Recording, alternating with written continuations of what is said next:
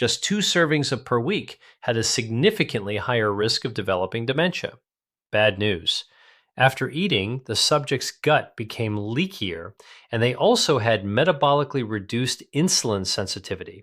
That means that metabolism was not working efficiently. We knew that meats actually are considered a carcinogen, meaning cancer-causing food. We make hundreds of food decisions every single day, and most of them are pretty automatic. We eat what we like, when we want, and you might even splash some oat milk in your coffee or sip some iced tea in the afternoon. And I bet you think some of these choices are going to be healthy no matter what, or at least they're going to be harmless. But, hi everyone, Dr. William Li here. We make hundreds of food decisions every single day, and most of them are pretty automatic. We eat what we like, when we want, whatever we can get a hold of. And you might even splash some oat milk in your coffee or grab a healthy wrap on your lunch break or sip some iced tea in the afternoon. And I bet you think some of these choices are going to be healthy no matter what, or at least they're going to be harmless. But new research is starting to tell us we have got to be careful. And it tells us a little bit different stories about common foods and ingredients that are found in these kinds of foods that we think are healthy, but that might actually be working against your body. This is not about character assassination of a whole category of foods. This is about the fine details that we all need to be aware of so we can make the best possible choices and avoid those things that could possibly harm our health. So in this episode, I'm going to divide into 3 different items we're going to talk about, most of which I think you probably already have in your kitchen. And we're going to explore what these ingredients are doing inside your body, what researchers have uncovered, and how you can make small changes to protect your gut, protect your brain, and protect your long-term health. By the way, this protection includes lowering your own risk against cancer. Are you ready? Let's begin. The first thing I want to talk about is something called carrageenan. Now, you might have never heard of carrageenan, or maybe you might have seen it and don't recognize or doesn't register to you. But carrageenan, which is spelled Carrageenan,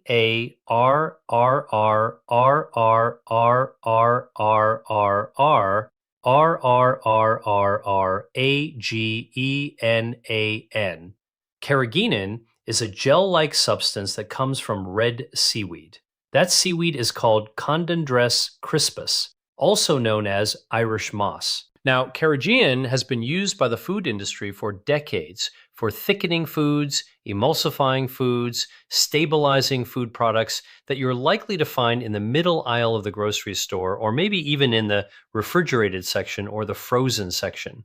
Carrageenan helps to improve texture of processed foods, and it also helps to stabilize foods that are actually put on the shelf. Now, you might find carrageenan in foods that you wouldn't expect. For example, plant-based milks, supposed to be healthy, right? Almond milk, soy milk, coconut milk, oat milk, they can contain carrageenan.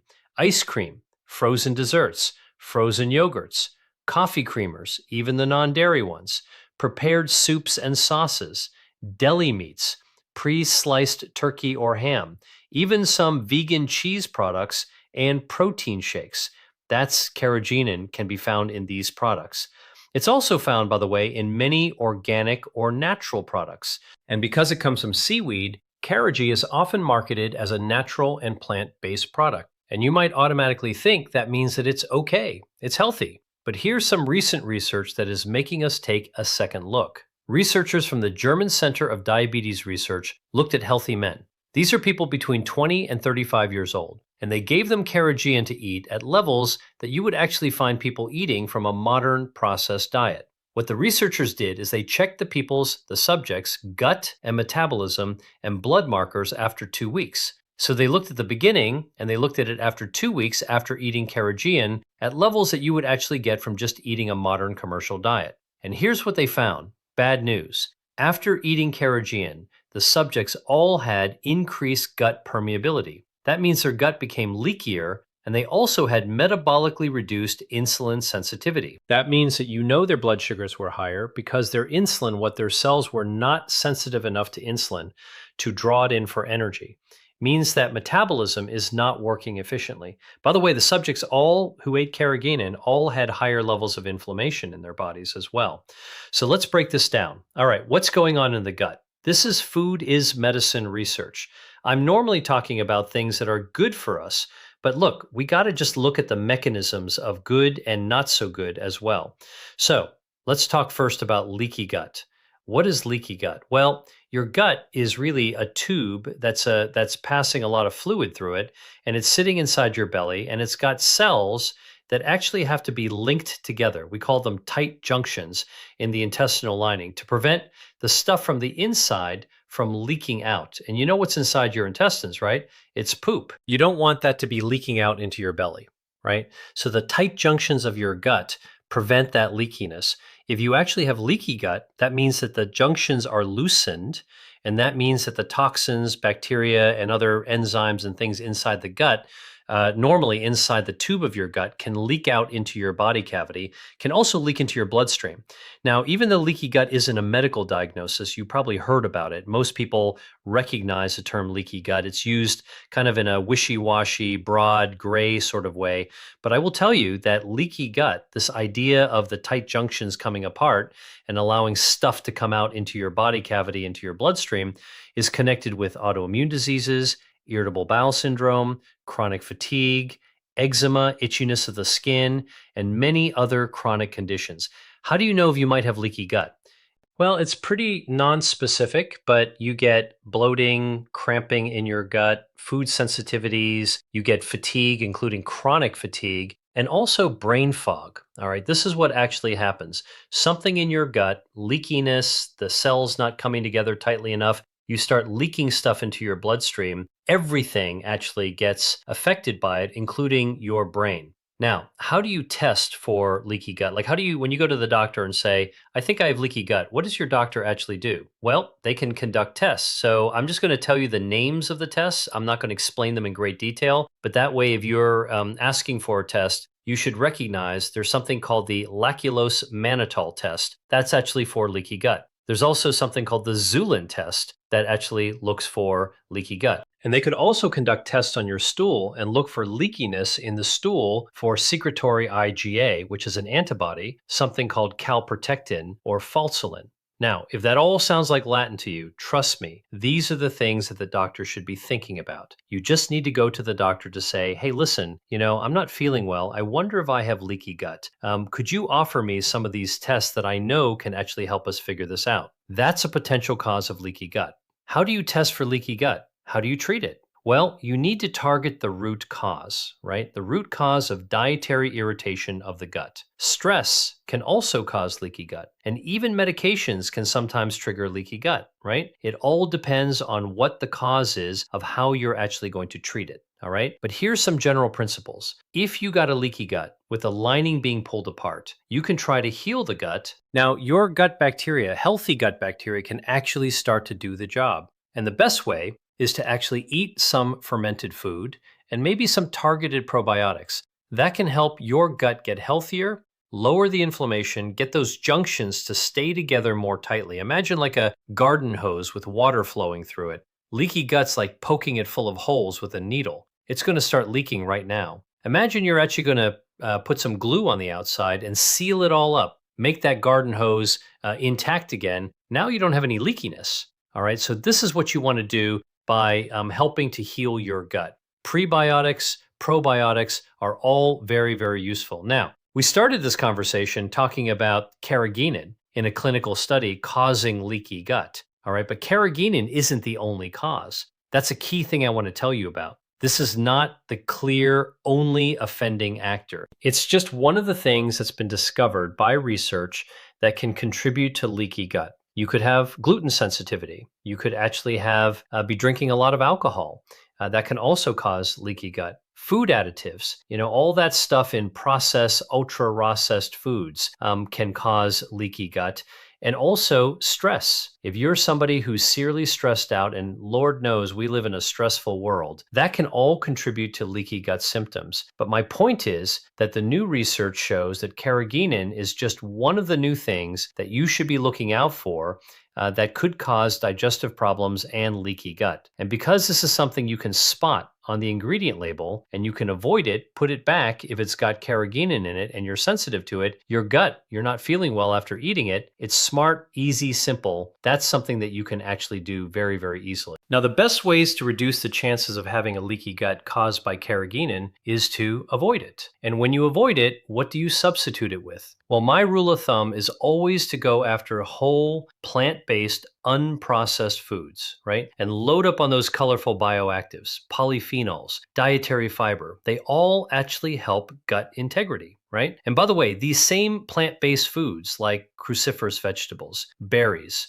they all have anti-inflammatory bioactives. These are Mother Nature's natural chemicals that she's infused and imbued into the food that when we eat them, not only do we get nourishment, but it also lowers inflammation and it also helps our gut be healthier, which means those tight junctions are more intact. All right. And by the way, using extra virgin olive oil for your cooking can also help because olive oil has olive polyphenols like hydroxytoluol and oleoanthol. Those also lower inflammation and they help your gut heal as well. Oh, what about other tasty things? I'm all about making sure your food tastes great. Spices and herbs all can actually have these anti-inflammatory, gut healthy, gut healing properties as well. Okay, now let's switch to the second thing that I want to talk to you about, and that is basically processed meats. I don't need to tell you that eating hot dogs and sausages and, all those kinds of deli meats is not healthy for you. But now there's actually a new reason that these processed meats have been found not to be good by researchers. Okay, so previously, by the way, we knew that processed meats actually are considered a carcinogen, meaning cancer-causing substance, chemical, food. And the cancers that they've been linked to include bowel cancer, colorectal cancer, right? That makes sense. You eat a lot of the stuff that's got nitrates, nitrosamines, all these additives that are put in there. Where do they get the most contact is in your gut.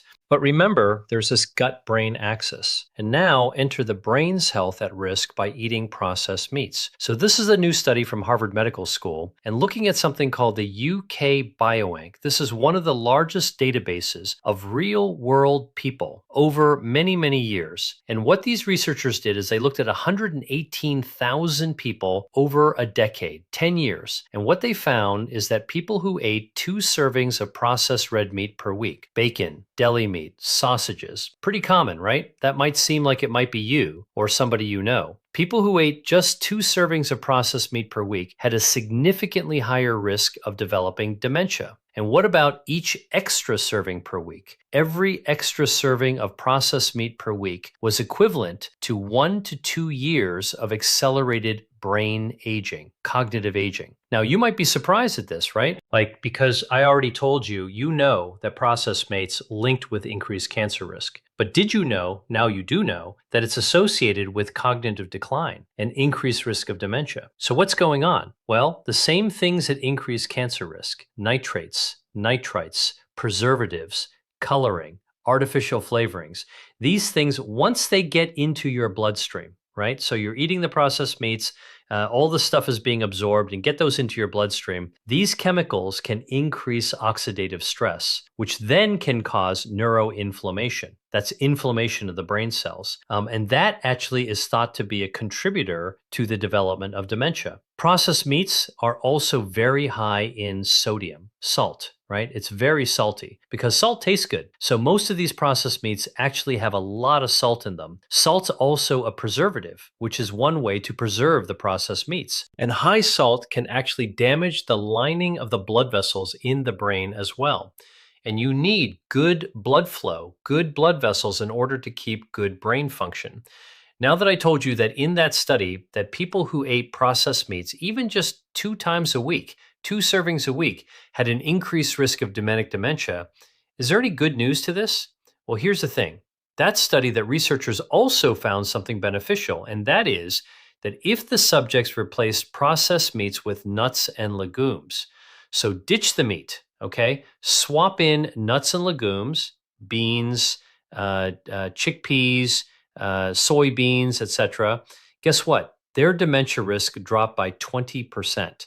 Swap out the processed meat, swap in the nuts and legumes, beans, lentils, chickpeas, Okay, you swap it in, you drop your risk of dementia.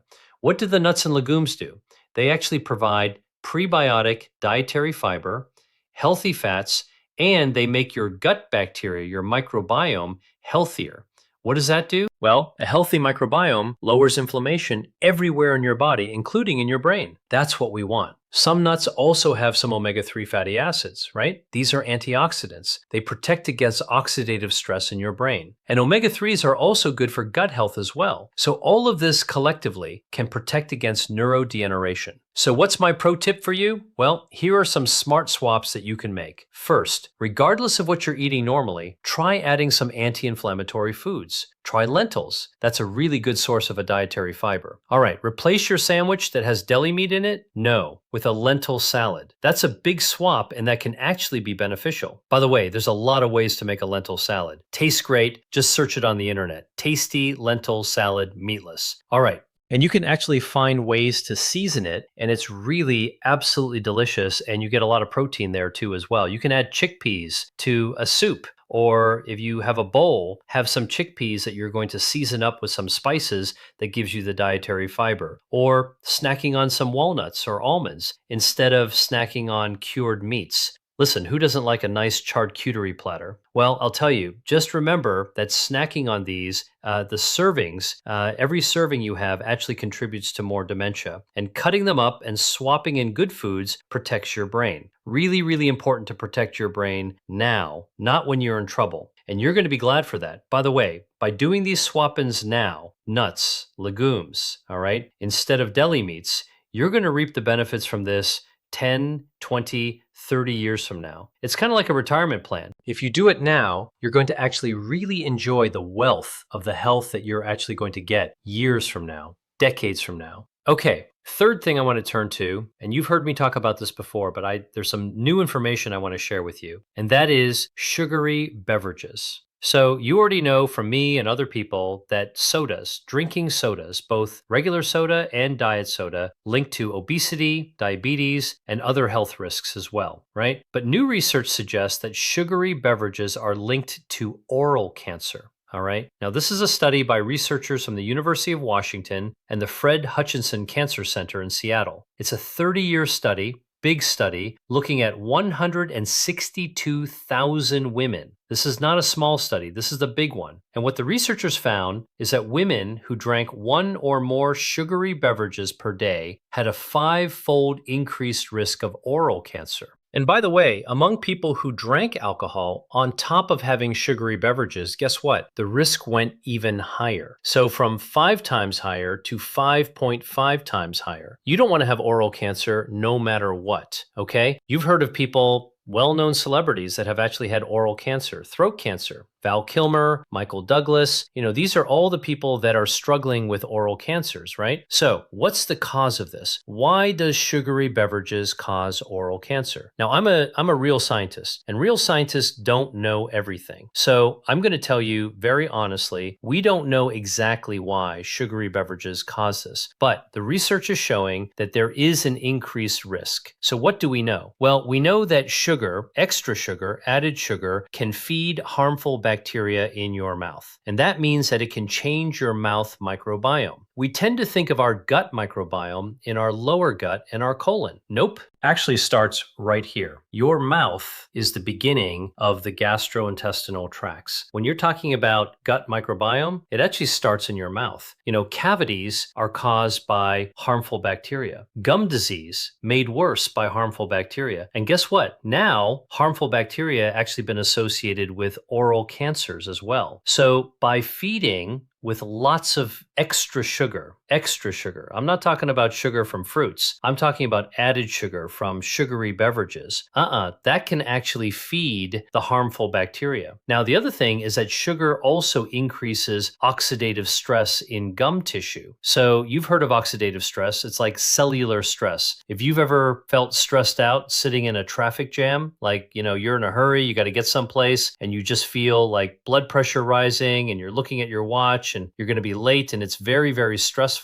All right, now think about that at the cellular level. If your cells feel that all the time because of the increased stress caused by added sugar, guess what? You got bad bacteria, you got stress. These are sort of the fuel to actually create changes at the cells that can lead to cancer. It's carcinogenic. Besides diabetes, besides the obesity, here's another reason to cut down or cut out your sugary beverages. All right? At least it's a regular habit. Every now and then you want to drink something sugary. I think it's fine. I'm a pragmatist and a realist. So, this is not about cutting out everything from your whole life. This is just being armed so that you're aware and you can make rational choices. It's your choice what you actually do. What are some hidden sources of sugars? Well, one of them are flavored iced tea, fruit juices that are labeled natural fruit juices. Coconut water even can also have added sweeteners. What you got to do, and I'm going to say this again and again and again in my videos, is you have to check the ingredient label. If it comes in a can, if it comes in a box, all right, if it's pre-packaged, comes from a factory, always check the ingredient label. And you better feel comfortable that what you're putting in your body is okay if you're going to buy that product. Here's some other ones. Healthy smoothies or pre-made juices sometimes have a lot of added sugar. Again, where are you going to find that? In the ingredient label. Okay, so what's the solution? What should you drink instead? Well, number one, green tea tends to be really good as long as it's not sweetened. Like you don't buy it pre-sweetened for you. One thing you could do is buy some green tea, brew it yourself. You can make sun tea if you want to, put it in a glass container and set it outside, or just brew some tea with some hot water and let it dissolve. You can stick it in a fridge. Now you've got iced green tea, healthy for you. If you want to use hibiscus, this is something I learned not too long ago. It's basically hibiscus flowers. Got citrus, got a lot of vitamin C to it, which is beneficial. Put hot water in it, and guess what? The water will turn beautiful purple red. A lot of anthocyanins, which are anti-inflammatory, cancer-starving, cancer-fighting, anti-inflammatory, good for the gut microbiome. Hibiscus tea is another thing, as long as you actually are not adding sugar to it. Want to make it a little sweeter? Add a little bit of a little touch of honey. It's actually probably a good way to go. All right. Or you want to just cut some whole fruit, oranges, limes, strawberries, stick them into your homemade tea, stick it in the fridge. If it's a hot day, you can pull it out and you can sip on it. You'll actually get the natural sweetness from the fruit itself. And you'll also get some more polyphenols as well. That's beneficial. All right. Those are some of my pro tips for you. Or by the way, I always want to tell people, drink plain water. If in doubt, you don't need to come up with a juice or a soft drink. Okay. Water is an underrated beverage. In fact, water is one of the holy trinity of healthy beverages. Water, tea, coffee. Those are the three holy trinities of healthy beverages. Water is fine. Let's zoom back for a second. Give you the big picture. Carrageenan, processed meats, sugary drinks. They don't seem to be related, but underneath they cause a common problem: chronic inflammation. Chronic inflammation over time disrupts your critical body systems, wears down your health defenses, stresses out your cells, and in a long term, this increases your risk of long-term diseases like cancer, like metabolic diseases, like cardiovascular diseases, and like brain and cognitive diseases as well. Bottom line, and what I'm really trying to tell you with these videos, is that you can take control. All right, number one, read the ingredient label if you're buying something out of the middle aisle or out of a shelf or a box or a can. Swap out your processed meats with nuts or legumes, all right? And don't choose that sugary beverage. You can make your own beverages too, and then you can control what you put into it. These three simple choices you can make every single day can cut down on your risk of leaky gut, bad for gut health, bad for brain health, dementia, all right? Cognitive problems, more than where do I put my keys, and cut down on your risk of oral cancer. All based on research done in humans connecting these substances that are pretty common. Remember how I started this video? Common things that you might not think might have some harm? The new research is causing us to take a second look. As they say, our lives are the sum of all the choices that we make. So here's one more choice I'd like you to make right now. Go to your refrigerator or your pantry, scan around, take a look around it, and find one product that has carrageenan or a hidden sugar in it. Remove it and replace it next time you're at the store with something that doesn't have carrageenan or added sugar. And I want to hear from you, by the way. What's that one everyday food or drink that you are now thinking about differently? Just drop what you discovered, what you decided to do in the comment below.